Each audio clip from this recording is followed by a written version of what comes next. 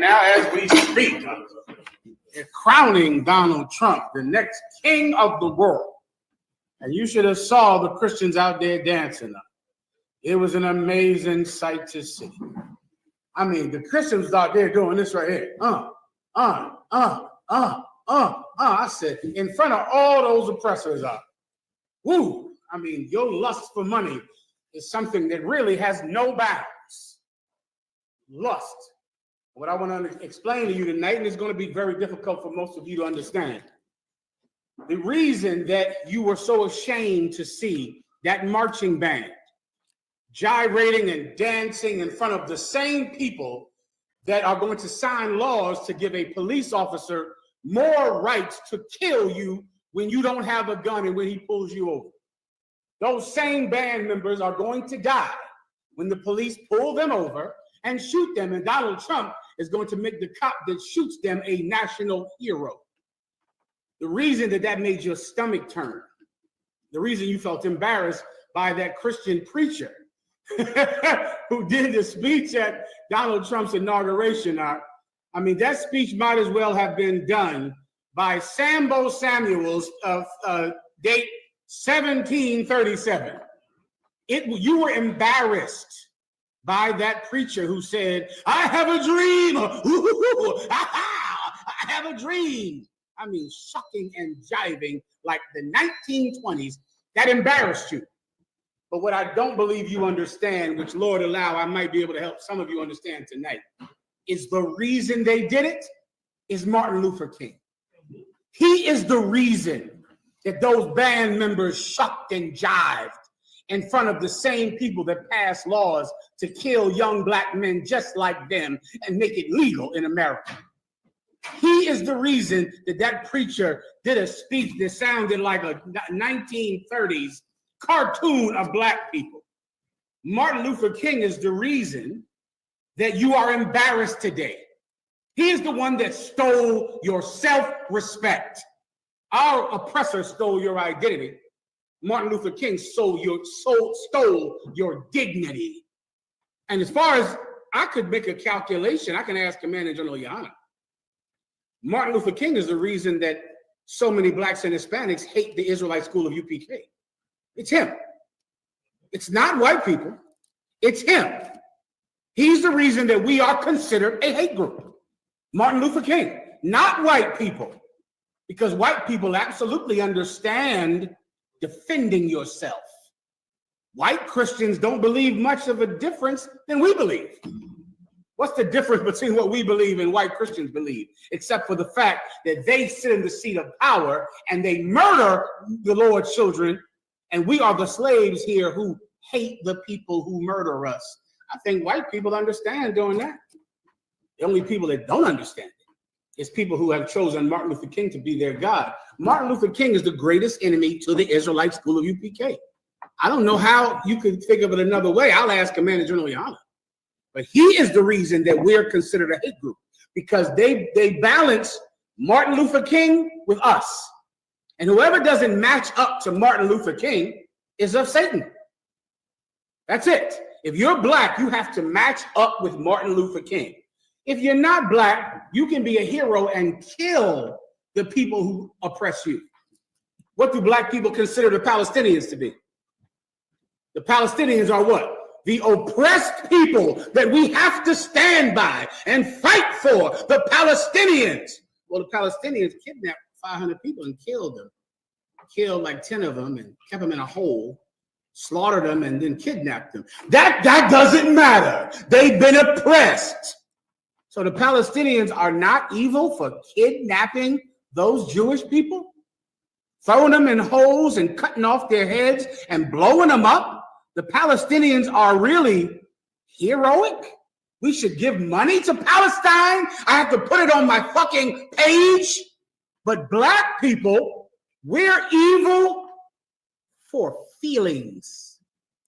Feelings makes us evil. Can I see anger? I'm sorry. Let me show you something. And then I'll answer all of your questions. I'm sure I have questions here tonight. Before I do that, un momento.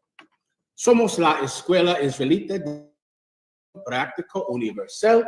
Comenzamos en 1 Oeste Calle 125, Harlem, Nueva York, desde 1969, debajo del mando. General Yohanan Carnales, esta es la verdad. Si tú eres hombres hispanos o negros o indio nativo, tú eres Israel, el pueblo elegido de Dios. Tu madre y tu padre dicen que somos un culto y mantienen su iglesia sin culpa, pero su iglesia es culpable de todo lo que nos están pasando. All right, I'll take your questions now, please. Please. Good, sir. To comment on what you were saying. I asked your brother in the world that because, I was explaining to him how Martin Luther King was evil. And he was saying, well, y'all evil. Y'all didn't put him to work. I just asked him a simple question. I said, do you support— Can I hear you? I'm just checking. No, go ahead. I asked him, I said, do you support Palestine? He said, yes. I said, so you support Martin Luther King? I said, now, Martin Luther King would want the Palestine to hold hand, the Palestinians to hold hand in hand and march on Netanyahu. And his answer? Oh, he was like, well, that was a different time. Of course. Well, we're in his time. So why do they hate us? Because we're not in the past. We're standing in front of you today. They hate us because we don't match up to Martin Luther King. Otherwise, why would they hate us? Listen, why would a Christian compare us to the Ku Klux Klan? Who has heard that their entire time in the truth? All of us. Commander General Yohanan heard it for 50 years. Who compares us to the Ku Klux Klan? What religion? What religion says we are just like the Ku Klux Klan? Officer in the back, nice and loud on microphone. The Christian church tells us that the Israelite school of UPK are the black Ku Klux Klan. What religion are the Ku Klux Klan in? The Christian church. A Christian who is in the same religion as the Klan tells us that we're the Klan. Nigga, you go to his church. You worship his God. You and he are brothers. You're brothers with the Ku Klux Klan. The Ku Klux Klan, I haven't seen them in class. I don't think they're Israelites. I've never heard the Ku Klux Klan say that Jesus was black and that the chosen people of God are blacks and Hispanics. As far as I know, you are in the religion of the Ku Klux Klan. So why do you think that I'm with them when you are literally in the same religion as them? Martin Luther King is the reason. Martin Luther King. Him. He is the greatest enemy to this school, the greatest enemy to One West. And he was just one leader in the 60s who was funded by white people and then got killed, and his death made him a martyr. His death and his money meant that he won. I'm going to prove that in here tonight. I'm going to prove what I say. It's impossible to refute. It's impossible to have an argument against it. As you know by now, I don't make arguments that are not absolutely flawless. There's no way to get around this. There's no way anyone can say you're wrong. I'm going to show you tonight. All right? Please, próximo preguntas. Preguntas. If there are questions, go ahead. Eduardo, gracias. Mm-hmm.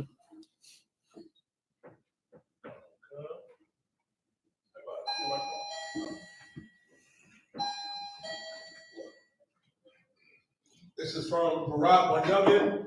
Salakia, sir. I have a general breakdown of Matthew 23 and 9.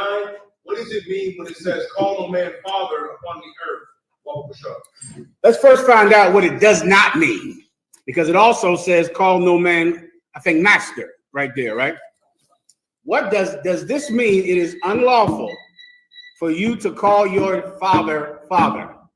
If you have a father in your life, if you say, that man over there, that's my father, have you sinned? Just give me that answer first, all right? That's all I need.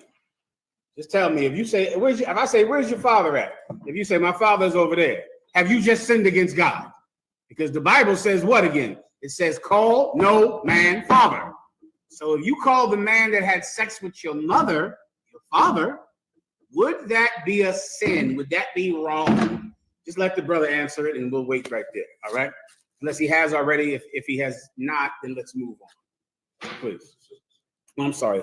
We'll let the sister, and also right above it or below it, it says, call no man Lord, which is Adawan in the Hebrew. And of course, you know, in the Israelite School of UPK, we call superiors Adawan.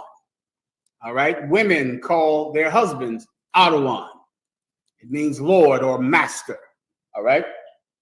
Of course not. Of course not. So now we know it's not literal. We've just figured that out. It's important sometimes with a precept to just know what it doesn't mean. That's all. Let's start there. What does this not mean? This does not mean I cannot call a man father. It does not mean that. And once you see it doesn't mean that, then now you can understand how it must mean something that is not written on the surface. Jesus Christ spoke about the spirit of the law and not the letter of the law. The letter of the law is exactly what you're reading. Call no man father upon the earth. The Sadducee and Pharisee were experts in the letter of the law. Call no man father on earth. If anyone is picking up sticks on the Sabbath, stone them. They were experts about what it said. They just didn't understand what it meant. Okay, you Christians are the same way. You know what it says when it says turn the other cheek. And when it says love thy neighbor, you just don't understand the spirit of the law.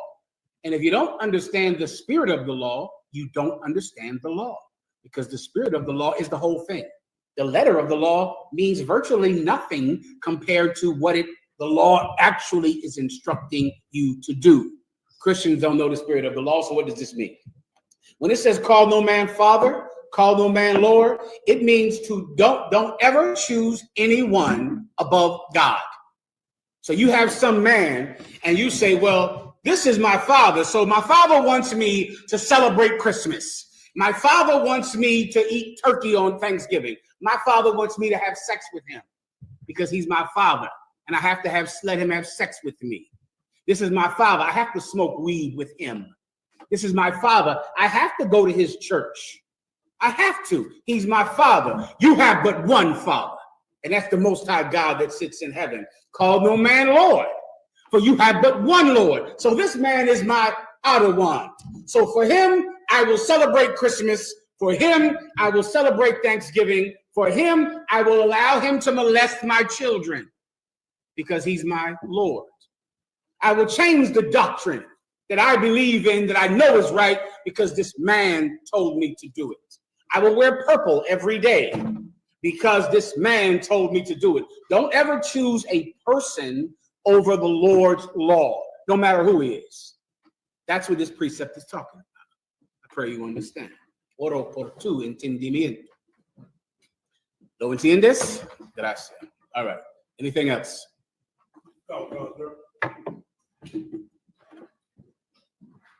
It's from Alazab by Yehuda. Mm-hmm. Shalom, General. Can I get a breakdown of Lamentations 4 and 6? No problem. Also, I need, just if I could for class, the markdown at the beginning of this class for when I do the Martin Luther King breakdown, just put them together, all right, so I can put it online. I see TikTok made y'all dry out for a few hours a couple of days ago. Y'all needed to dry out. It was good for you. Clap it up. You got through it. You dried up. You had to dry out. Sometimes an addict needs a break, you know. Stop drinking for 12 hours. Hell, give up smoking weed for 12 hours. You had to dry out from TikTok for 12 hours. Why? I don't know. I don't understand it. I'm not going to try to understand it. I'm just going to move on. All right, go ahead. For what?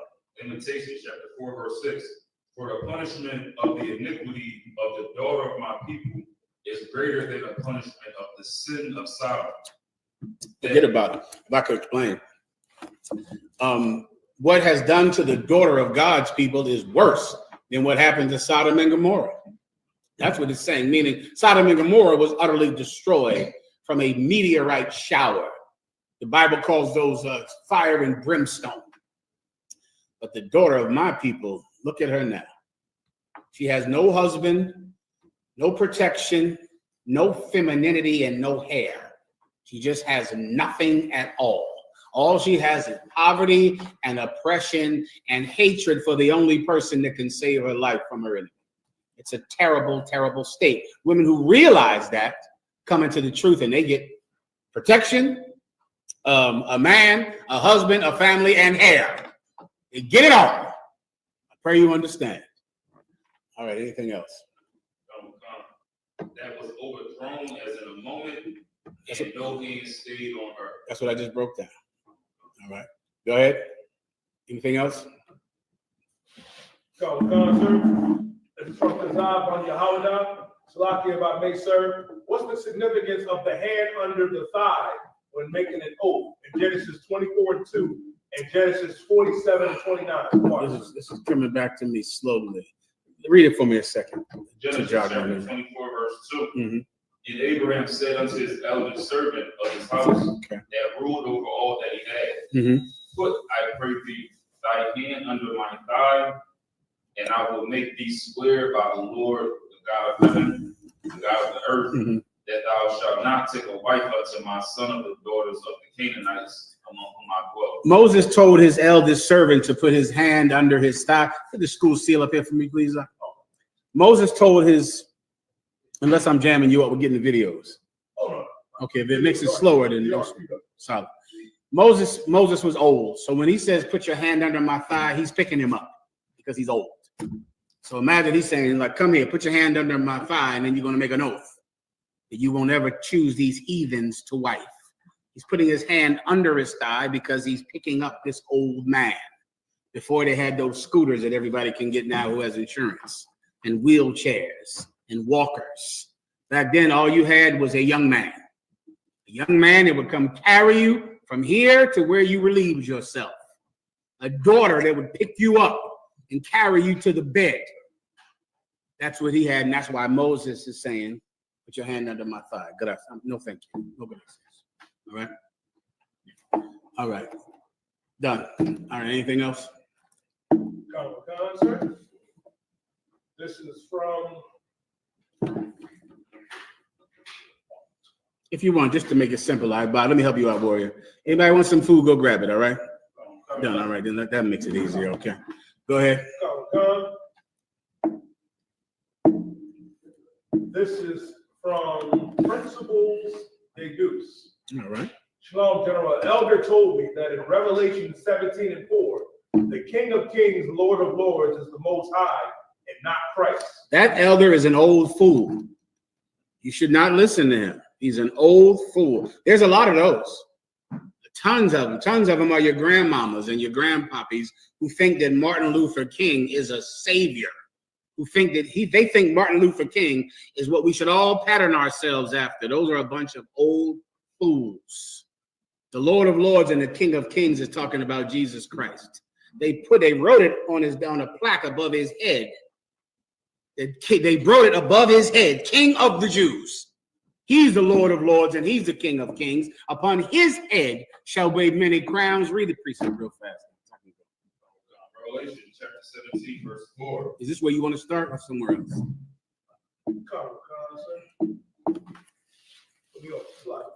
Go to precept. Question on the Psalm 24:10. What are we talking about now?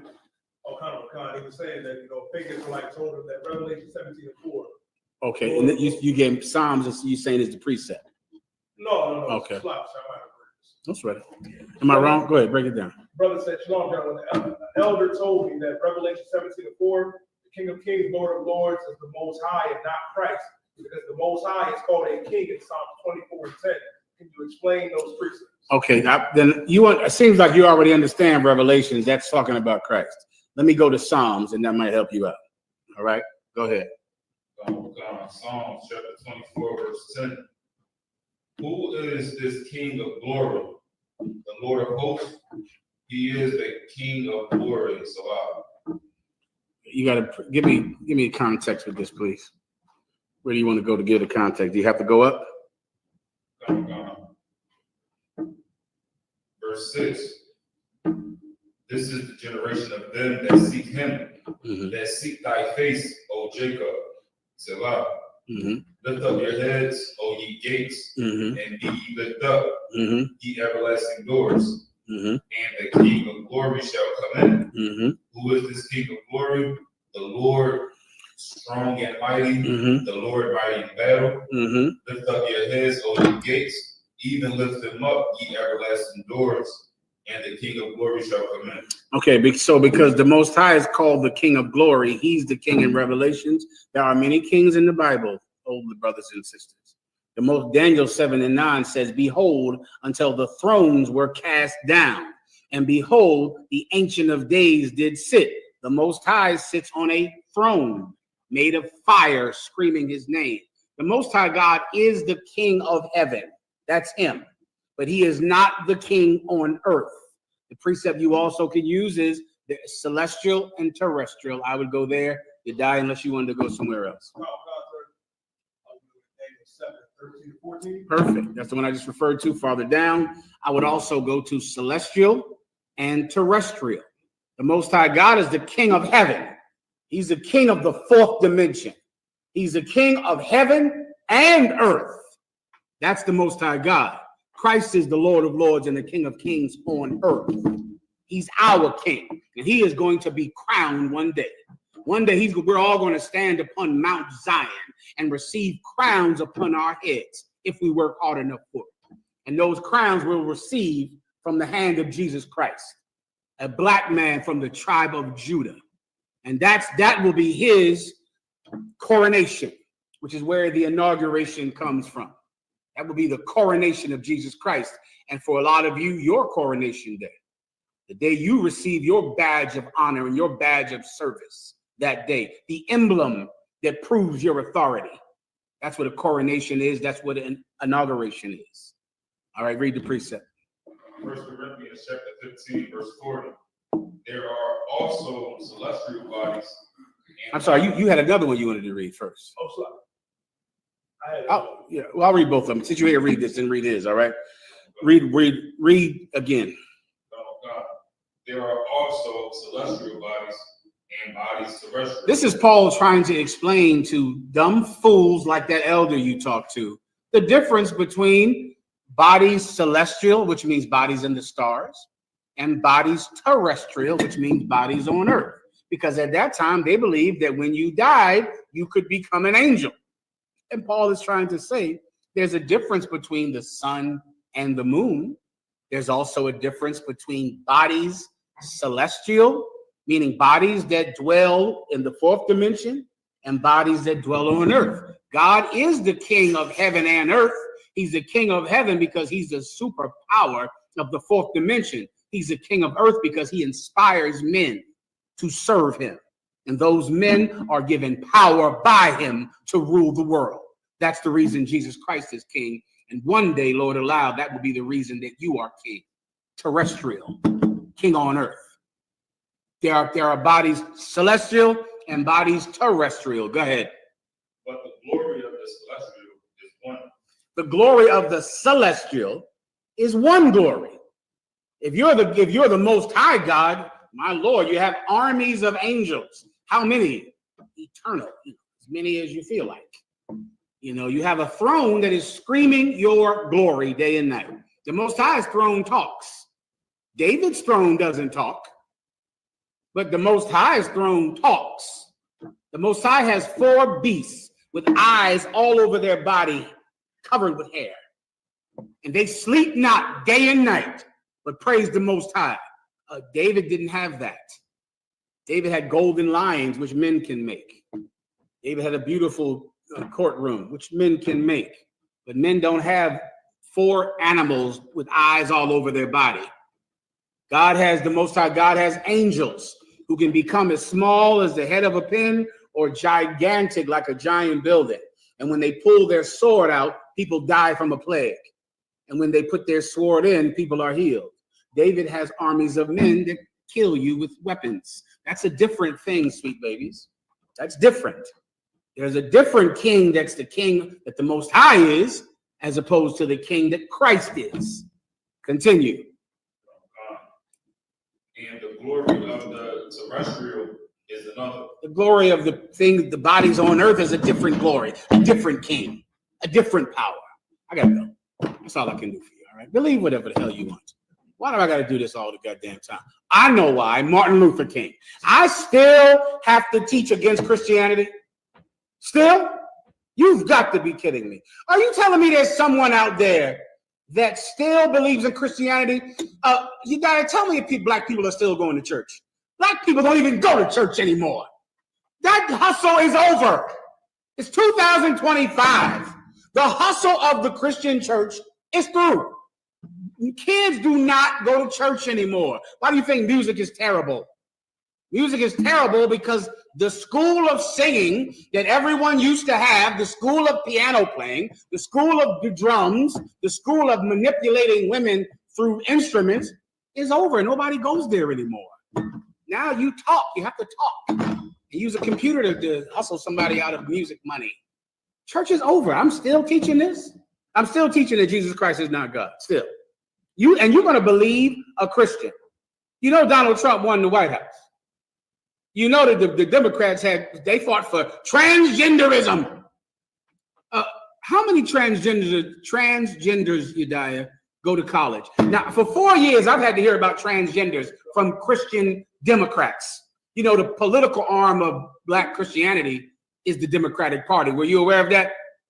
Right? I guarantee that this elder who believes that God is the King of Revelations, I guarantee they're a Democrat. They're going to be a Democrat because they're Black. They're going to be a Democrat. The Democratic Party for 4 years was fighting for transgenders. I had to hear about it every day. Commanding General Yohana is a Caribbean man, and he could not stand it because Commanding General Yohana cannot stand sexual deviance. He's a Caribbean. If you understand what I mean, go meet one, and you'll know what I'm talking about. He ain't West Indian. That's too modern. He's not West Indian. He's Caribbean. Do you understand? That's from the 50s. A Caribbean, which means he cannot stand bhakti boys. He cannot stand child molesters. People like that, they don't stay around in the Caribbean. Everybody understands. Commander General Yohana had to hear about your transgenders for 4 years. Every day. How many transgender athletes, how many transgender bathrooms are there? What do you have right now? Put it up on the screen or just read them. Because I've been hearing this for 4 years from these Black Democrat Christians. Transgender, we have to give them rights. We have to establish their rights. We have to make sure they get rights. Go ahead, Udiah. Sir, says the NCAA president says there are less than 10 transgender athletes in college sports. You telling me you Black know-it-all Christians, you know who God is in the Bible and Jesus is. You know about equality and racism in the Bible, but you didn't know that fighting for laws for 8 people was going to make you lose an election? You telling me for 4 years, I had to turn the damn TV on every day and my phone and hear about how we have to fight for transgender rights. It's less than 10 of them in college. Less than 10. You know what less than 10 is, right? 9.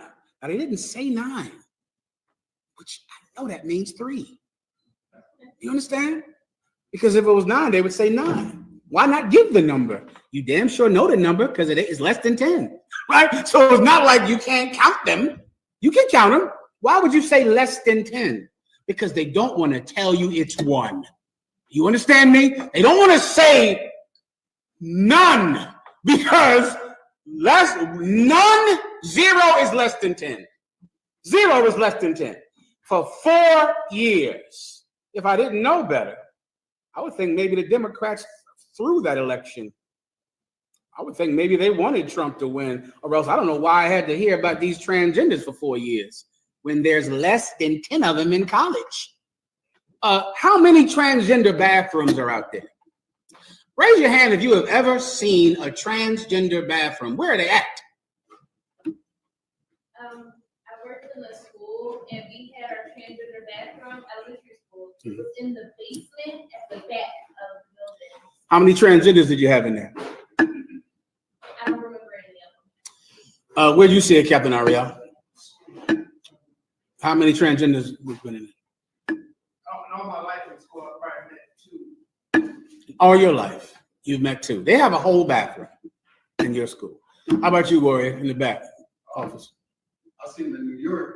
They got a lot of them in New York. All right, how many people walking in there in and out? I honestly, sir, when I seen it, I was confused, so I ain't go to that. You knew that's where you were not going. That's good enough. Please, Yedai, what do you have? Sir. It's like, I'm Mississippi.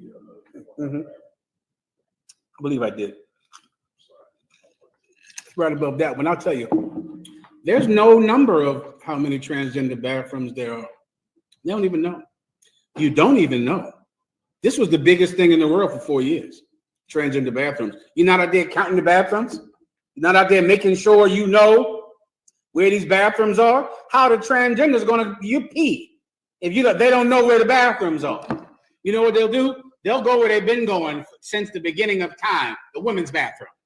That's where they've been going. The women's bathroom is the nice bathroom, everybody. That's the forgiving bathroom. Let me tell you, homosexuals out there, listen carefully. If you have to urinate and you are wearing a dress and you're a man, go into the women's bathroom. They're not going to beat you half to death. So you go in the women's bathroom. The women will accept you because women are very accepting. It's their nature. They're nurturers. If you're a woman and you dress like a man because you're masculine, where should she go? The women's bathroom, which is where they've been going. Come on. Lesbians is acceptable. Yeah, no, Oh shit! Well, we should be on TikTok. So let's get on TikTok. Women who believe that they are men go to the women's bathroom. That's where you've been going for 1,000 years. Why? Because if you walk into that men's bathroom with a suit and a tie on, then absolutely men are going to treat you like a woman in there. The woman's bathroom is the accepting bathroom where weirdos can go in there. Weirdos cannot go into a men's bathroom.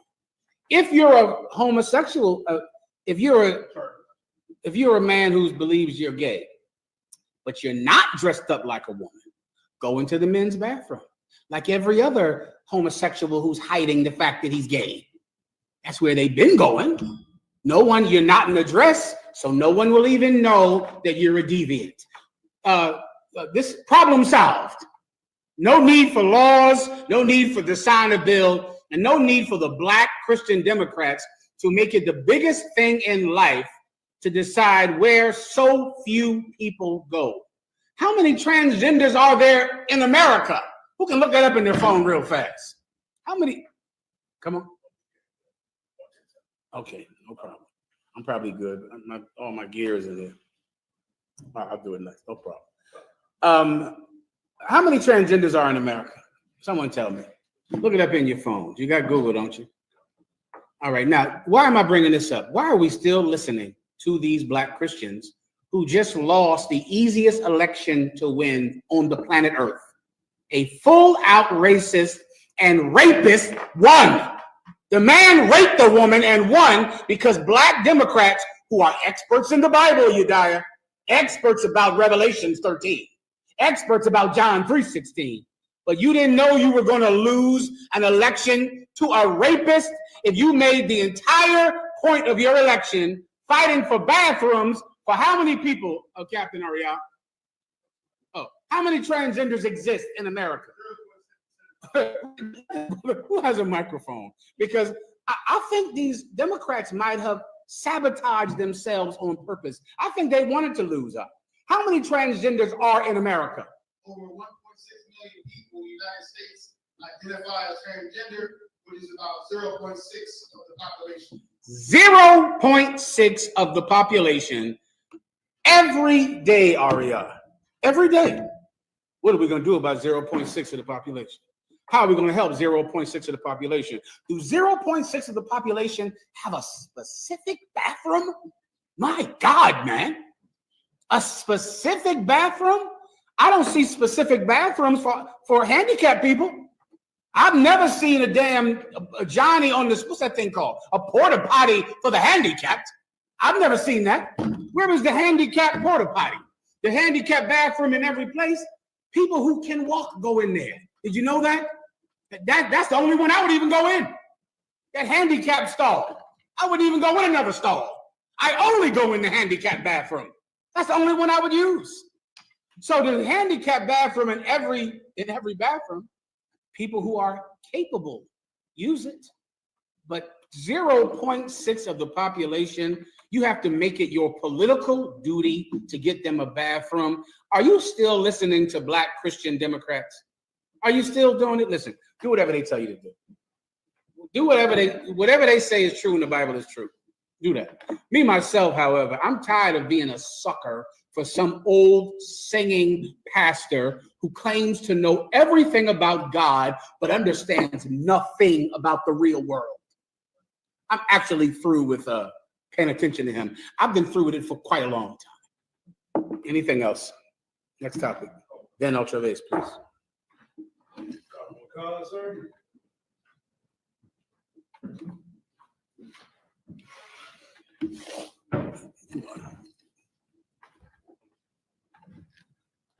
This is from Zakaria Bungad.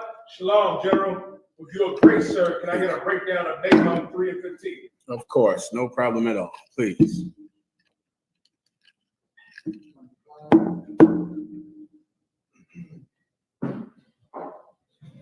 This is the book of Nahum, chapter 3 and verse 15. There shall the fire devour thee. The sword shall cut thee off. It shall eat thee up like the canker worm. Okay, just tell me, give me the context of who we're talking about, all right? Sounds like Israel, but just confirm, okay?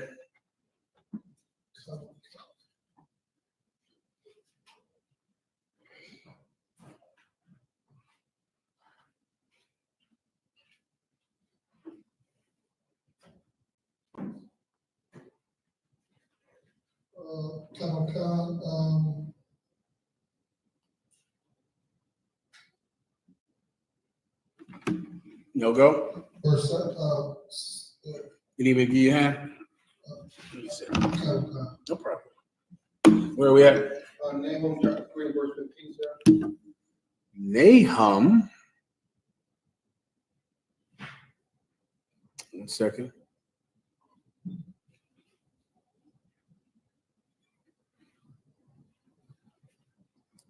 Stand by. I'm sorry. I think this is what the Lord said.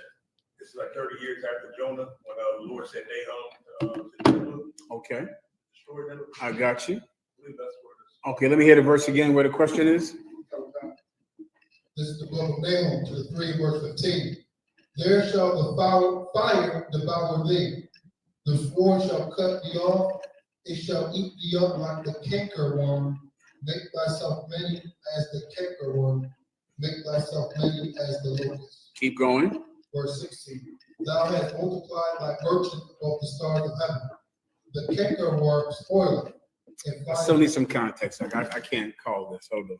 It does not jog on my memory unless you can tell me where to get the context. Hold on. You said Nahum. Come. 1 second. I have another question. Go ahead. Nahum what? The chapter? Chapter 3 and 10.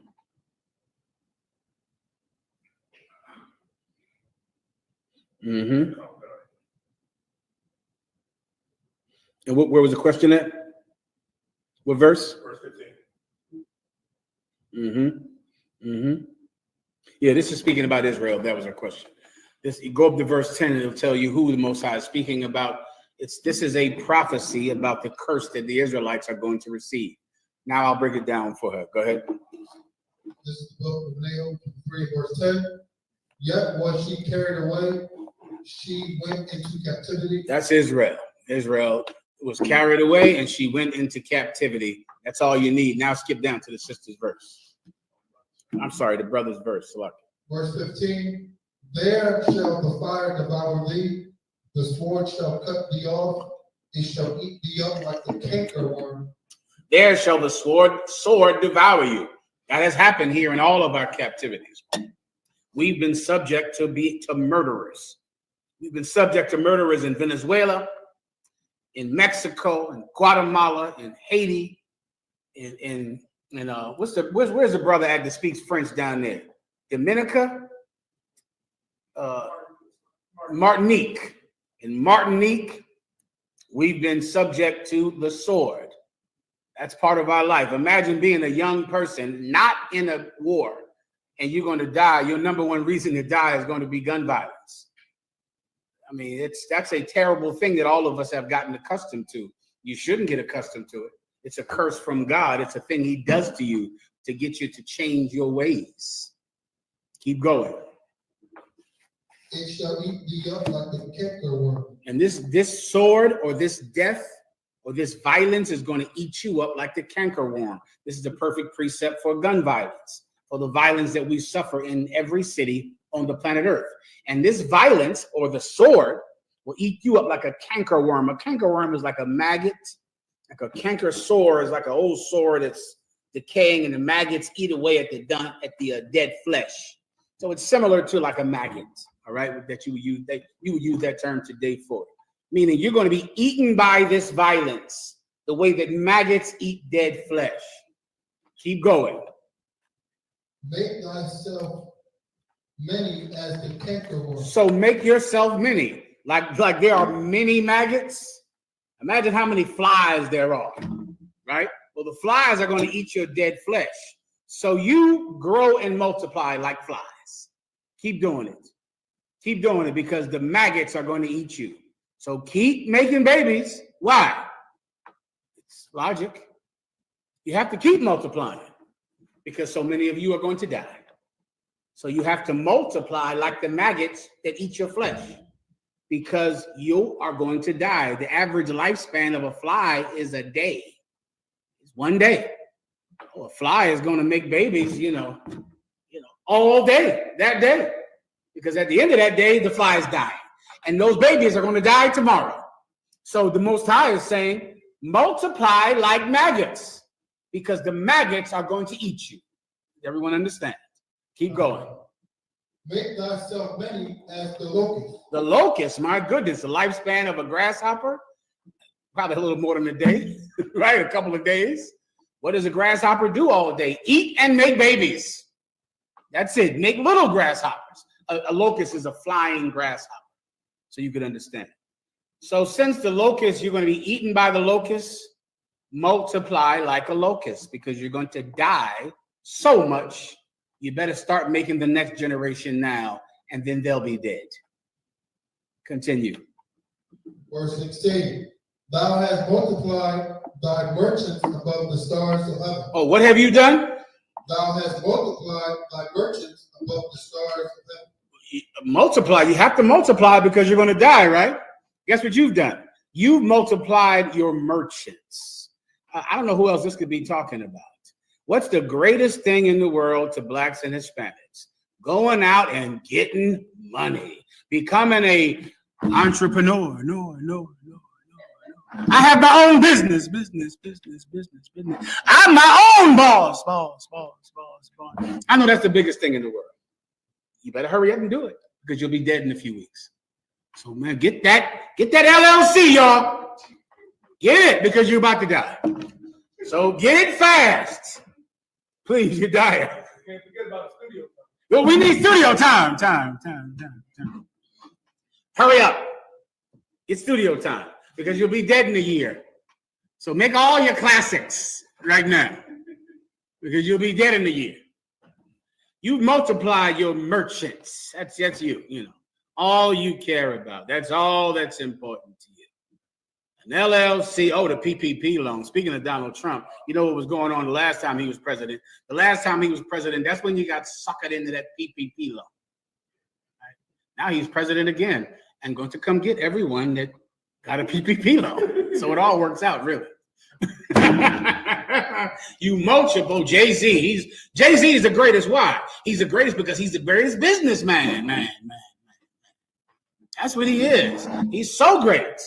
He's so wonderful. You know who's a good merchant? That black preacher that shucked and jived today at Donald Trump's inauguration. You know why he did it? Who can blow my mind? Why did Snoop Dogg perform? Snoop Dogg said 4 years ago, whoever performs at Donald Trump's inauguration is a sellout sucker coon. I forgot to give you that video. You can get that if you don't mind, unless you've already seen it. Have you already seen what Snoop Dogg said 4 years ago? He said, who is going to perform for Donald Trump's inauguration? Step up so I can see who's a sellout coon. Rick Ross, the greatest gangster that ever lives. He's very gangster. These rappers don't seem so gangster like they talk about. I see a lot of you gangster rappers make excellent smash burgers. Why is that? Your smash burgers are excellent, you gangster rappers. Beanie Siegel, I think, sells macaroni and cheese right down there on Erie Avenue. Y'all, you don't seem real gangster. Seem like you make excellent smash burgers and candy yams. Seem like, what's that one in Florida? Trick Daddy? Is that him? His candy yams are amazing. Have you had Bum B's Smash Burger? I've had it. Raise your hand if you've been down to the Smash Burger. Oh, Smash Burger down there in Houston, Texas. This gangster makes the most wonderful caramelized onions. I'm not so sure if you're a gangster like you say you are. Rick Ross, he's a wonderful gangster as he performed for white supremacists yesterday. White supremacists. He went and performed for them. You know what they they are too, Ariel? I thought these rappers are so rich. I ain't so sure about that. I'm not. It seems like they'll never turn down a job ever. I don't think they're as rich as they are. Well, the reason that Rick Ross performed for white supremacists and Snoop Dogg performed for the exact people that he said were white supremacists 4 years ago is because they are merchants. It's for money. And you come from a race of people who are taught to do anything for money. You multiplied your merchants. Read that again. God. Thou hast multiplied thy merchants above the stars of heaven. Oh, above the stars. Colin Kaepernick took a knee to stop cops from killing black people. Jay-Z said, stop taking a knee. You listen to Jay-Z because he's the rich one. He's the merchant, right? He's the one you should obey. Donald Trump is evil until he pays you to sing at his inauguration. Why did that marching band? How much money did the marching band get to perform that Donald Trump's inauguration today? Look it up.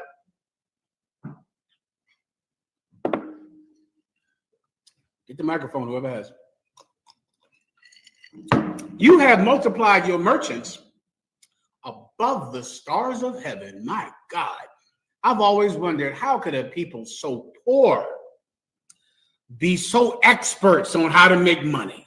You're experts in that, though, aren't you? You know how to do that. You're poor as hell. You're like the Christians that tell us about the Bible.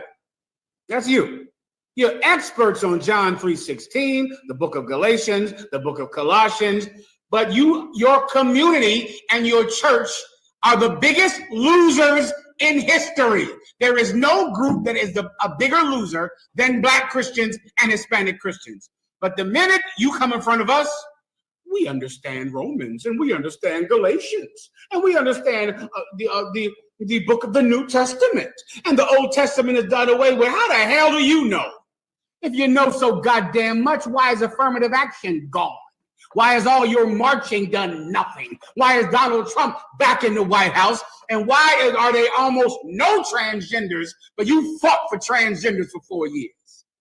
Maybe you don't know everything, Yediah. My apologies. What I meant to say, TikTok, the new overlord, is the people who have alternative lifestyles. Black people have fought for bathrooms for 0.6 of the population, and they lost the election because Black preachers told them that was the most important thing that they could be doing with the time. What's the question I asked? Microphone if you need it. I have a number for I remember the number. I know it off the top of my head, unless you couldn't find it. Go ahead. I couldn't find a number. I know. Okay, but they were coming leading up to the months ago when they got announced to perform. They had GoFundMe to get the money to get to Washington D.C. too. It was $350,000. They got $350,000 to do this in front of white supremacists. Give it up. Give it up. Thank you. Chug it. Pound. Pound it out. Grind. In front of the Ku Klux Klan and white supremacists. And I watched this so carefully, looking at their faces. And the faces of white people looking at them like, what is this nigga? And they go in front of them. Lord, you love getting money, don't you? You don't have any integrity because your merchants are like the stars of the sky. That's how many you got. Your marching bands get money. Your drug dealers get money. Your smash burgers and your rapping and your LLCs do nothing but get money. That's all you know how to do. Still poor as hell. Keep going. Oh, God. Give me the marching band up here. Well, just for entertainment's sake, you die. Go ahead. The cankerworm spoileth and flieth away. The cankerworm spoileth. What does the word spoil mean? It comes and eats all of your food, eats your flesh, and then becomes a fly and flies away. It was a maggot. It gets in your wound. It gets in your sore, eats up all of your dead flesh, and then becomes a fly and flies away. That's you. That's you. This is a curse from God. All right. Anything else? Go ahead. Got a heckler on TikTok, sir. Finally. His name is Todd Rose. Todd Rose, give him a hand. Lord, I never get a good heckler. You got to be careful what you say. I mean, God's people are the church. Oh, God's people are the church. Hallelujah. What's his name again? Todd Rose. Todd Rose. I'm going to go into the Christian church in 1 second. Todd Rose, if you could just answer me one question. What religion is the Ku Klux Klan? If you could just answer that question, then I'll answer yours if you have any. But you just tell me what religion is the Ku Klux Klan. Todd Rose. All right, let's move on until Todd Rose answers the question. All right. Let's go. Sir. Putting up the video, sir. The marching band for Trump now, sir. Also, you die. We here last week in Commander General Yohana's show. Give me the racist image that made a black website because it was so racist. You recall that one? It was at the Capitol building. A white man came down to the Capitol and put this racist symbol in front of the Capitol, and a black Christian website was terrified of it. Also, give me the racist, hold up, but this might be more appropriate. It's the same thing. Give me the racist symbol that is on a tattoo of Pete Hegseth, but give me the black people calling it racist. Give me the website, the article where they say, look at the racist tattoo that Pete Hegseth has. That's what I need with the picture for Todd Rose. Todd Rose said that the church are the chosen people of God. I understand. Well, that would mean that the Ku Klux Klan are the chosen people of God because the Ku Klux Klan are Christians. They're Christian people. They go to church and they accept Jesus Christ as their Lord and Savior. Does the Ku Klux Klan accept Jesus Christ as their Lord and Savior? Absolutely, they do. Hallelujah. They do. They go to church every Sunday. Do they believe in Jesus? Yes, they do. Is their Jesus white? Sure it is, but so is yours. So now I'll just have to ask Pete Rose, what religion are the Ku Klux Klan? He'll say Christian, and then that would mean that the Ku Klux Klan are the people of God. Okay? You can get the video of Pete Hegseth, the video picture and the words, but we can move on and answer questions while we're waiting. Make sure I get enough time to get in my topic. If I run out, no problem. Okay, now let's go into Martin Luther King. Give him a hand, Martin Luther King. This is his birthday today. They're celebrating Martin Luther King's birthday today. I think Pete Hegseth's picture might be a perfect segue into Martin Luther King if you have it. All right. Pete Hegseth is Donald Trump's nominee to be the Secretary of Defense. I mean, man, it must be something to be white. Being white must be just an amazing. I look at it sometimes. You ever see a white man getting a cold plunge? Raise your hand if you've seen a cold plunge before.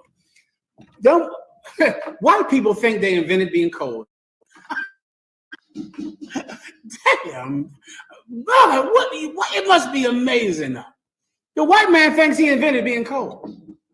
He gets in that cold plunge like, have you heard about being cold? Yo, man, yeah, every day for once a day, I'm cold. White people think they've invented being cold. And guess what? The whole world goes, shit, have you heard about this cold thing? People out here being cold. I better make sure I'm cold once a day so I can be a real man. God, the Eskimo sitting there like, you dirty bastards. I'm sitting there, Eskimo, living in an ice house. Eskimo's house made of ice. You know what was really manly white cold plungers? Be cold when you want to be warm. Oh, that's manly. Who's been through that? Not many of you. All right, I don't raise your hand. He be warm every goddamn day. He don't know nothing about a kerosene heater. He don't know what that is, brothers and sisters. Give his mother a hand for that. Captain Ariad, you say kerosene what? He don't know what the hell that is. I know what a kerosene heater is. You might know something about it?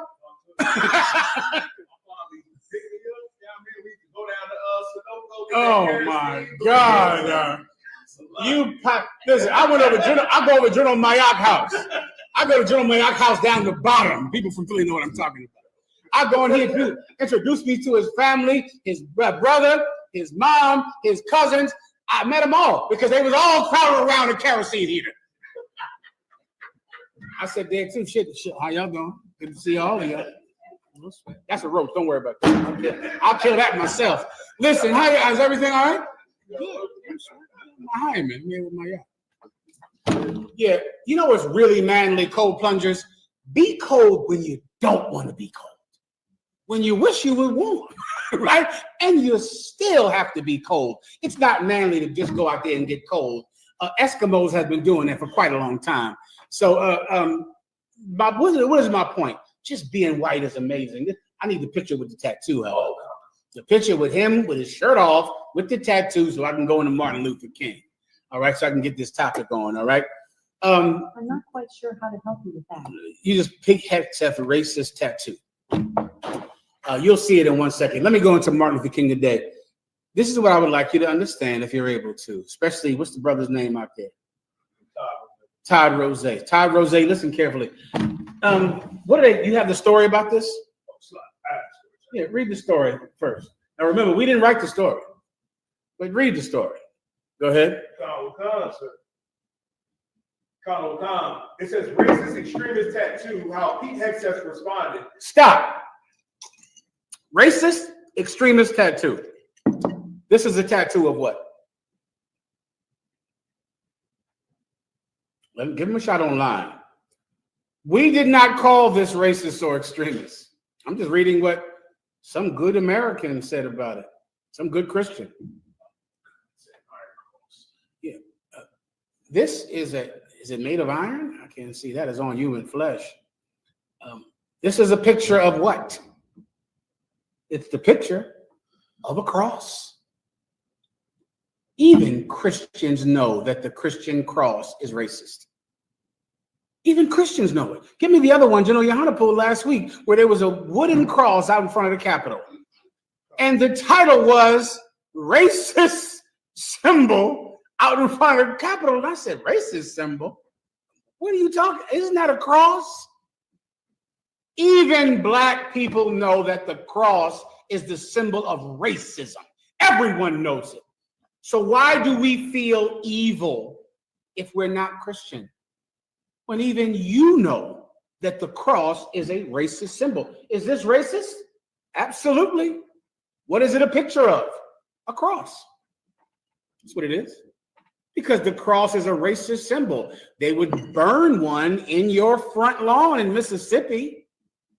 They would put one on in your lawn, in front of your house.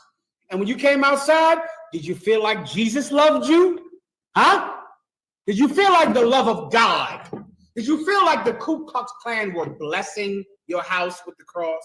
You knew that it was a racist symbol of hatred because the Christian church is a hateful, racist religion.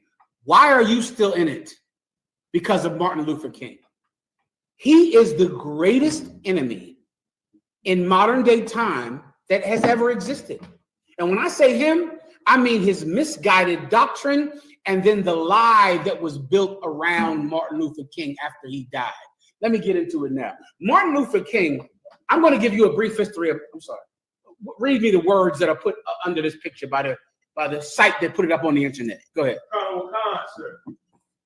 White Christian nationalists are poised to remake America in their image. In what? In their image. Now, this is what the Black website wrote.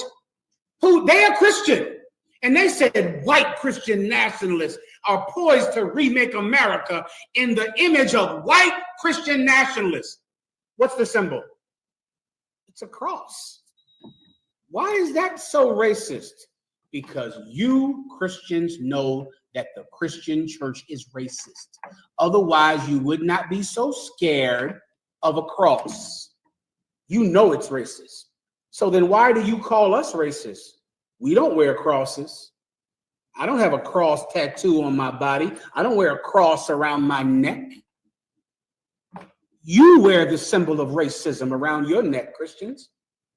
You have a cross in your church, Black Christian churches, Black Pentecostal, Black Southern Baptists. You have a cross in your church. And a cross is a symbol of racism. Who told me that? Black Christians told me. They told me that this is a symbol of white Christian nationalists. Looks like a Christian man loving the cross of Jesus. Why so scary? Because you know it's racist. Then why do you hate the UPK? And why do you love the Christian church? It's Martin Luther King. I'm going to give you a brief history of Martin Luther King as fast as I can.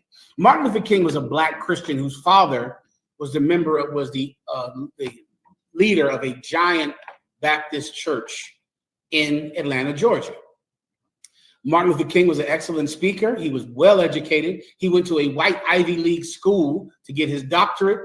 After he came back from that white Ivy League school, he went right back to a Black school, and he began to work with Black people and work with the Communist Party, who was very popular at that time, to try to get Black people money that he believed they should get because white poor people received money to lift themselves up from poverty. Do you have any of the videos of him saying this? Okay, this is one where Martin Luther King, this is before the March on Washington. If you have that one, you die. If not, I'll just describe it. Before the March on Washington, Martin Luther King went to Washington, D.C., to Philadelphia, to New York, to Mississippi, to Alabama, to Atlanta, to get people to come to the March on Washington. And the reason that he said they should come is because white people receive land grants, white people receive the GI Bill, white people received money from America. If you came from Europe, you were given land in the West, given land in Oklahoma, given land out there in California and in Portland, Oregon, given land. If you were Irish and Scottish, and you were given land, which is why we have Germantown right here in Philadelphia, because the Germans were just given land to settle in, given the Dutch, given land in New York, which is why New York has names like Yonkers and Bronx, because those are Dutch names. And Harlem is a Dutch name. Everything, because the Dutch were just, if you came from the Netherlands, come live in New York for free. Here's your land. Martin Luther King saw the poverty of Black people in the South and said, you should give us land, give us money. The GI Bill was money for soldiers who went to World War II, and they were given money when they came home from World War II. Black soldiers were not allowed to get that money. They were barred from getting that money. Redlining is when, because in these certain areas, if you were of a certain income and you were white, you received a mortgage. There was an adjusted mortgage so you could afford it. Black people were barred from getting those mortgages. You were not allowed to get them.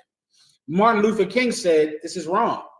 White people have received it. That's how white people crawled up from poverty, not because they had ingenuity, not because they picked themselves up by their own bootstraps, not because they worked hard, but the government gave them money. And he said, march with me in Washington, D.C. and get your check. That's a quote from Martin Luther King. That's what he said. Black people said, hell yeah. They came to Washington, D.C. because they needed money. In Mississippi, down in the Delta, black babies have distended stomachs from starvation. A distended stomach is something when you starve so much and you're so skinny. You've seen this in African babies where their stomach bloats from the gases that build up in your stomach from starving. They had that in the Mississippi Delta in America. Robert F. Kennedy saw it. And he spoke about it. You can look that up on your phone as well. He knew we needed money, and he knew we should get it just the same way white people got it. The government gave it to him. So he marched for this. He marched. At the end of it, they took his speech. It was so beautiful. Oh, he was such an orator. They took his speech, and instead of them giving black people jobs, instead of them giving black people money, they gave him money. They gave it to him. And now you can see a picture of him getting a check from, what's that cat the mafia killed, that auto workers union? Jimmy Hoffa is handing Martin Luther King a giant check. They didn't give black people those jobs. They didn't give black people the benefits that they gave white people, but they gave his group, his organization money. And now he got a ton of money. He's getting rich. He's getting paid. He's getting it, but he's doing nothing for black people. At the same time, you had, I got to move on from this. Whatever you're looking for, forget it. Just give me those pictures. Give me the cat in New York, Clarence Adam Clayton Powell. Give me that. Start doing that. Adam Clayton Powell, the first one. At that time, what's happening? He's getting money from the Teamsters Union, the Auto Workers Union. He's getting money from them.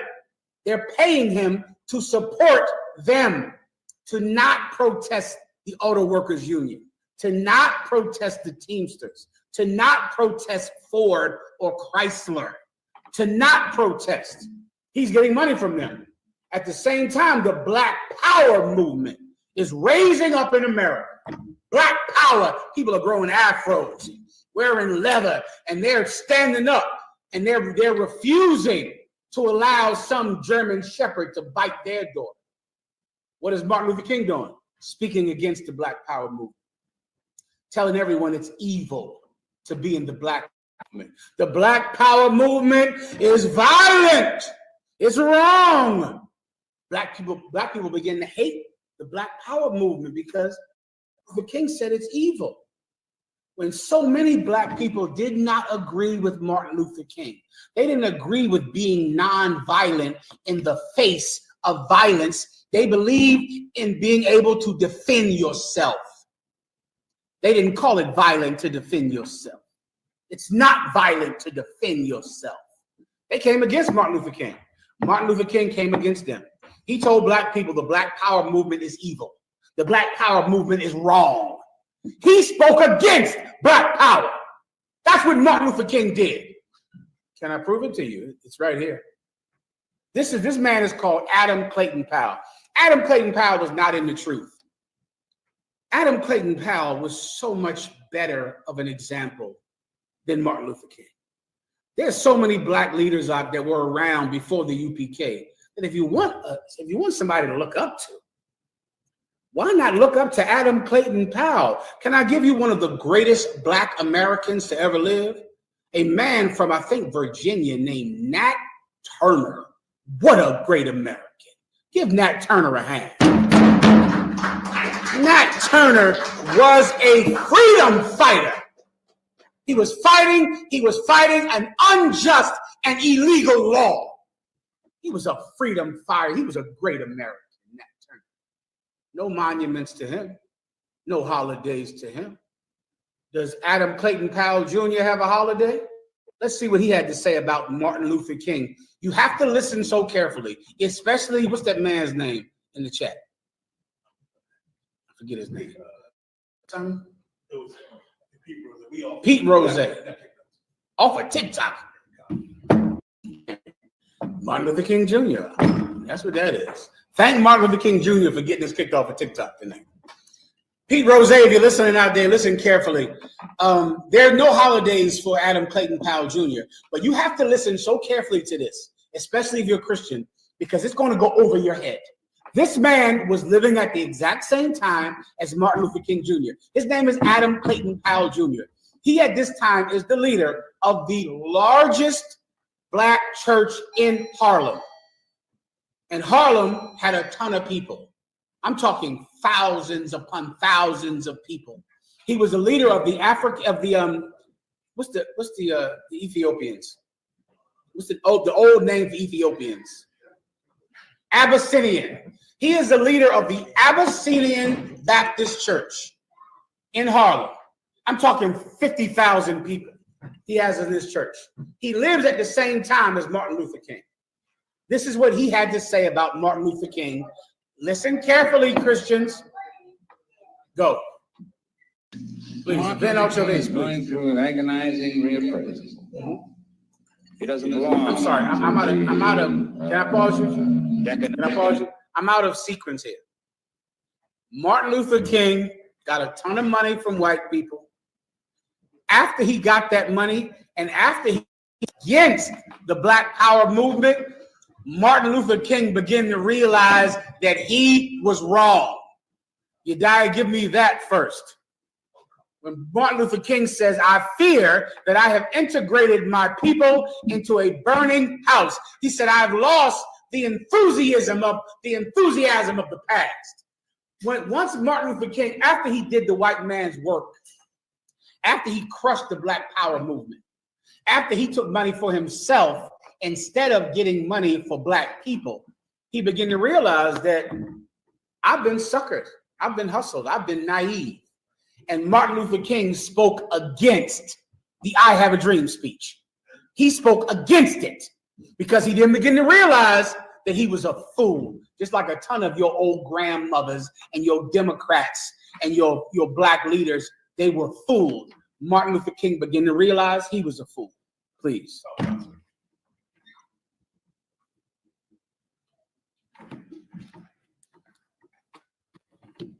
I must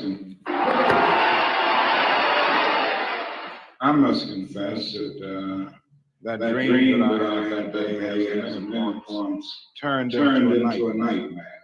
Now I'm not one to lose hope. I keep on hoping. I still have faith in the future. But I've had to analyze many things over the last few years, and I'll say over the last few months. I've gone through a lot of soul searching and agonizing moments. And I've come to see that we have many more difficult days ahead, and some of the old optimism was a little superficial, and now it must be tempered with a solid realism. Thank you, Martin. Pause it. Thank you, Martin. You have built your entire belief system over a man that admitted he was wrong. Your entire idea is based off of him. Your idea of God comes from him. I'm going to show you that if I have time in 1 second. He said he was wrong for doing it. Now, Adam Clayton Jr. is going to comment on this comment that he made. He came out on TV and he said, I believe that I was wrong about what I said. The old optimism is gone. I integrated my people into a burning house. I was wrong. That's another quote from Martin Luther King. So Adam Clayton Powell is going to comment on that and on Black Power. Play it.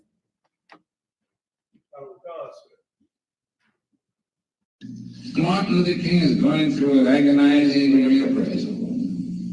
He doesn't belong to the decadent, aristocratic colonials of the civil rights movement. Pause. Martin Luther King is going through an agonizing reappraisal. Who knows what reappraisal means, that word? Do you know? Do you have enough glossary in your mind? Please. Go ahead. Is it the same thing for houses? It's like where you reevaluate the value of the house? Reevaluate. See, Martin Luther King had an appraisal of America that said Black boys and white girls can hold hand in hand and get free at last, free at last. Then he said, wait a minute, I might be full of shit. Hold up now. I fear that might not be true. I might be wrong. You heard him say it. And then they're asking Adam Clayton Powell, what's happening with Martin Luther King? He seems like he's not the same I Have a Dream speaker. Well, Martin Luther King is going through an agonizing reappraisal. He's rethinking his thoughts. Why haven't you rethought Martin Luther King? Martin Luther King rethought himself. He had a change of mind about his nonsense. You have kept it. Martin Luther King is going through an agonizing reappraisal. Keep going.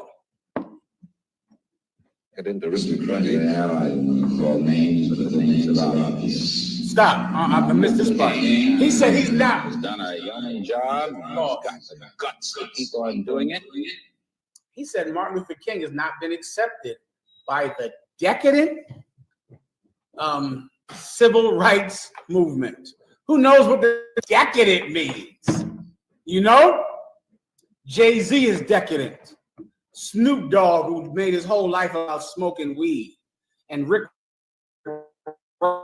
Ross, which makes his life about eating chicken wings, and that's decadent.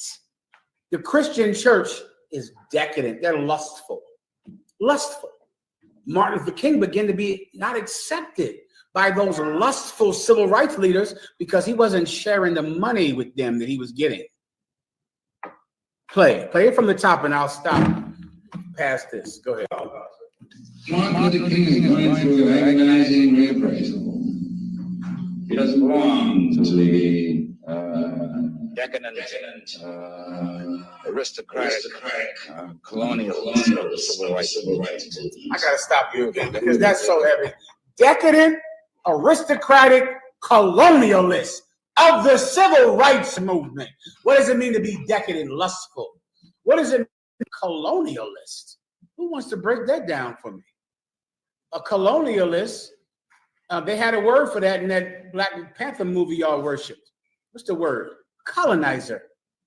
A colonialist is a colonizer of the civil rights movement. What are they telling you about? What is he telling you in the 1960s about the civil rights movement? That the civil rights movement was decadent and it was I forgot. What does it mean to be an aristocrat? Meaning I am the son of the Reverend Dr. Martin something, like Umar Johnson. Umar Johnson loves to say, I'm the great grandson of the Honorable Frederick Douglass. And my great grandmother was a Sarah Sojourner Truth. And all of my family has been rich and powerful. So those are the aristocrats. You know, your granddaddy was Benjamin Banneker, whoever the hell you worship. Those are the aristocrats. My great grandfather was Booker T. Washington. They were decadent, aristocratic, and what else were they? Colonial. They were colonialists. What is a colonialist? It is a colonizer. What is a colonizer? A white man who leaves Europe and can conquer the world. The civil rights movement believed in white people ruling black people. He said it right here, not Commander General Yana. This is before the truth existed. He's calling the civil rights movement decadent, aristocratic, and colonialists. Keep going. Been the aristocratic ally call names, but the names are obvious. Martin Luther King has done a job. He's got the guts to keep on doing it. And once he knows what Black Power really means, he doesn't know what it means. What does it mean? It means dignity. Pause. Martin Luther King does not know what Black Power means. Why? Because he was telling black people, don't be into Black Power. Black Power is wrong. You should not power. You should hate Black Power. That is what Martin Luther King was saying. And so he's saying, Adam Clayton Powell Jr. is saying, once Martin Luther King Jr. learns what Black Power means, then he'll be all right. He's trying to get black people money. He's doing a yeoman's job. The yeoman is a sailor. He's doing a good job. Once he learns what black power means, he'll be better off. What does it mean? Now play. Violence. It means integrity. It doesn't mean anti-white. It means pride in being black. It means you're willing to cooperate with your white brother and sister if they're going to cooperate with you in terms of giving you the same thing that they have. That's what it means. But you suggested that he might be going through an agonizing appraisal of winding up where? Third phase of Black Revolution. Come on. And does that Stop right there. He's saying, listen, if Martin Luther King keeps changing, if he keeps reappraising himself, he'll end up in the third phase of Black Revolution. That's the final phase. Understand what that is in a minute. I think most of you already understand what that. You see, even Black Power at the time, the UPK didn't exist. But they knew that there was a march forward in Black Power, where right now, Black people are learning to love themselves. They were coming out of slavery. Their mothers were slaves. Their mother was a slave. Their grandmother a slave. They had to just learn that Black was beautiful, that they weren't ugly, that they had value. But then the third phase they were waiting for is when they could finally rule the world. Which I'm going to teach you tonight is that the Israelite School of UPK is the third phase of the Black Power movement. What we're doing in here, Rakataya Hawaii Awashai. What we're doing in here is what Adam Clayton Powell could not do. But he knew one day if we came together, we could do this. What Adam Clayton Powell Jr. and the other Black Power revolutionaries didn't have, they did not know how to get the Most High God on their side. They didn't know how to get Lord, the Most High's help. They didn't know how to make this happen. If thou wilt serve me and obey my commandments, I will become an enemy to thy enemies. I will become an adversary to thy adversaries. They didn't know how to win this war. Winning this war means obeying God, because then God destroys your enemies. Play. Concert.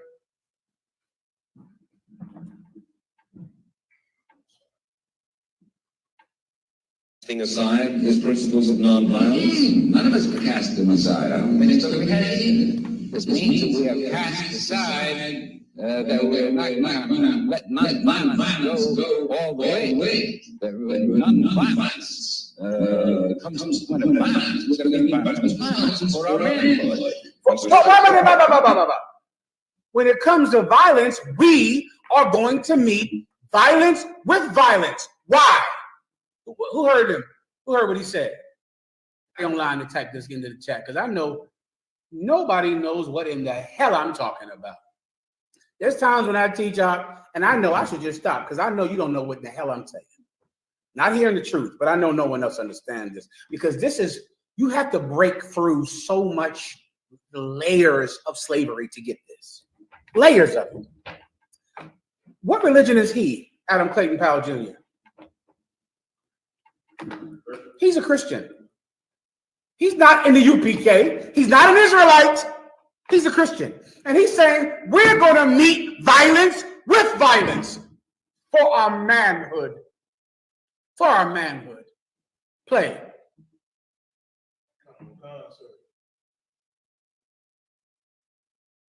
We're going to meet violence with violence for our manhood. But still not for our, not because of Black Power, for our manhood. So,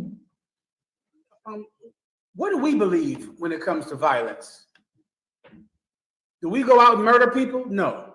Do we assault people? No. Do we believe in defending ourselves? Yes. Why are we a hate group today and he wasn't?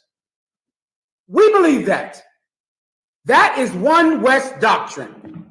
We, please understand, in the UPK, we are taught and trained to answer a threat of violence. If you attempt to commit an act of violence against us or someone we love, we will absolutely harm you. We're going to do it. We train our men every Sunday to do it. That's right. We all have guns if we can legally have one. A lot of them. Why? Why? Someone online. Why? Someone not in the UPK. Break through. Break through it. Free yourself. Why do we train every Sunday to take life? Why do we have guns legally? Why will we never allow someone to bite our daughters with German Shepherds? Why don't we march? Why don't we march? Why? Anyone online? I can only give you one shot. Then I got to give the officers a shot. Let's give the sister a shot. Do you know, sister? Do you know the reason why we are like this? Give her a hand. Let her say it. Let her say it. That's right. Give her a hand. Did anyone say that Adam Clayton Powell was in a hate group? No one.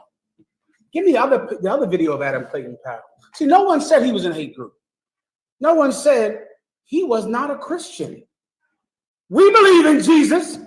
Commanding General Yohana believes in his Lord and Savior, Jesus Christ. Are we not Christian because we know he's black and because he hates white people? I'm sorry. What'd you say? Come. Play this last video. Can you get hate and anger? I went to St. Louis, Missouri the other day. Had Black Panthers from all over the country. No one knew about it at all. They had machine guns, recoilless rifles, grease guns, Lugers, 25 of them, all armed.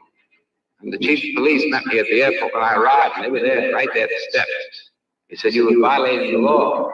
"Yeah, we're violating the law." He said, "We're tired of our white and black leaders, Jackie and Martin and Bobby, being killed. We're going to protect this man while he's dead." And they didn't arrest one of them. Because they said if you arrest one, then someone's going to die, because we are ready to kill. Stop, you guys. What religion is he an Israelite? Huh? He's not an Israelite. He's a Christian of the 60s. That's all. Christian before Martin Luther King became a god. He's a Christian of the Abyssinian Baptist Church. Christian before Martin Luther King became a god. Continue. Black dignity. Just as surely as you're proud to be white, we're proud to be black. Black is beautiful, baby. Come on. It's pretty. I always say to my brothers, I say, "Baby, don't worry about the white chicks. We got everything from chalk to charcoal in our own race." Stop. You see? Now stop. I know you cannot understand this. This is a black Christian of the 1960s. He's saying, I always tell the brothers, don't worry about the whites. We have everything from chalk to charcoal in our own race. Play it again, and then I'm going to ask you what he's trying to say. And maybe you'll get free. Maybe you'll see what real black Christians believed before Martin Luther King became the thing that we all have to worship and be like. Play it one more time. My brothers, I say, "Baby, don't worry about the white chicks. We got." I always say to my brothers, I say, "Baby, don't worry about the white chicks. We got everything from chalk to charcoal in our own race." You see? Black is beautiful. Stop. Black is beautiful. What is he saying? Give it a microphone. Just tell me what he's saying. What is hallelujah? What is the black church saying?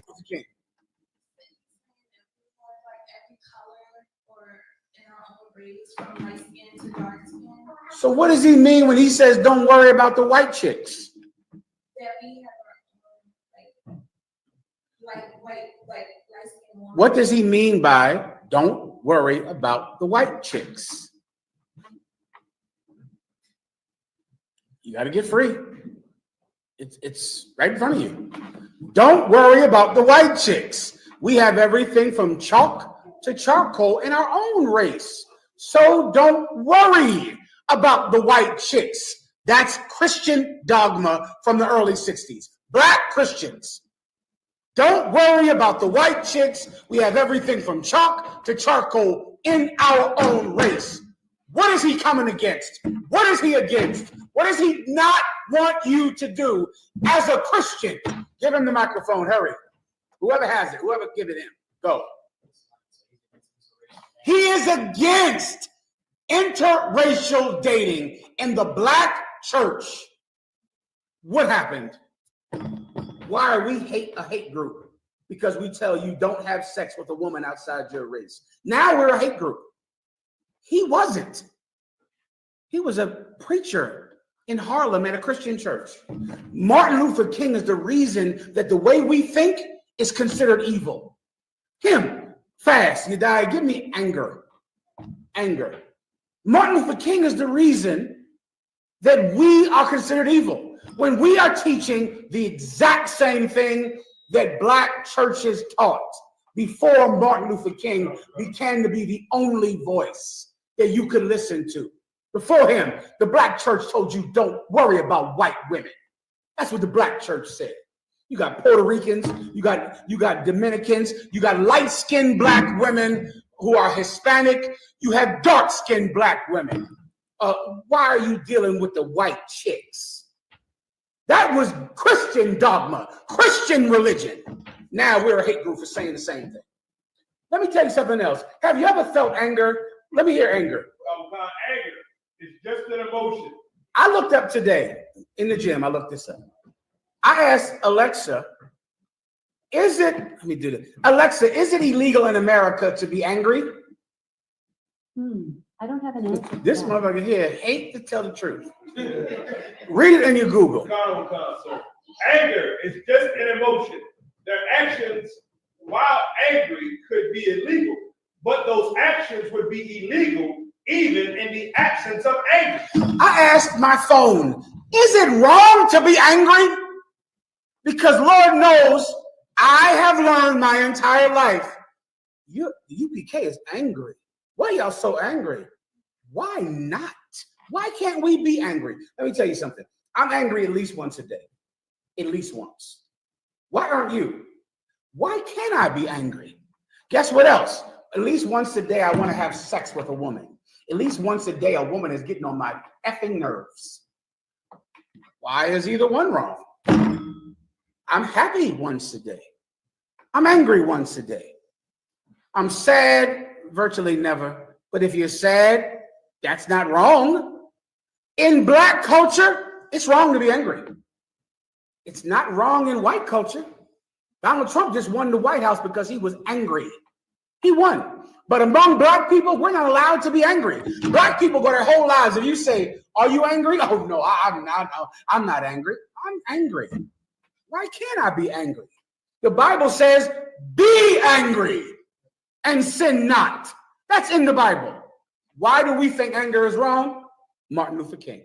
And because the UPK speaks so angrily, we're a hate group. Alexa, is it illegal to hate in America? I figure you turn off on that one, bitch. Yediah, is it illegal to hate in America? No. Is it illegal? I typed this in my phone. Is it illegal to hate? Go. No. Simply feeling hatred for someone is not considered a crime in the United States. Why then have I had to go my entire life making sure I never feel hate? I hate someone once a day, every day. Every day I hate somebody. I don't hurt anybody, but I hate someone every day. There is a hatred that is so pure and built in love. In the Israelite school of UPK, our sword heals. Do you understand? Our sword heals. Our hatred is out of love. And we absolutely hate our oppressor. We hate him. Why can't we? Why can't we? Adam Clayton Powell could. The reason that you feel that we're a hate group is because of Martin Luther King. You remember when Botham Jean at the trial, you died? I can't pull this. I gotta go. We have to go. We'll do this upstairs, maybe. Lord allow. With that, let's pass the class over to Police Officer Muthumya. Watch out. Rock.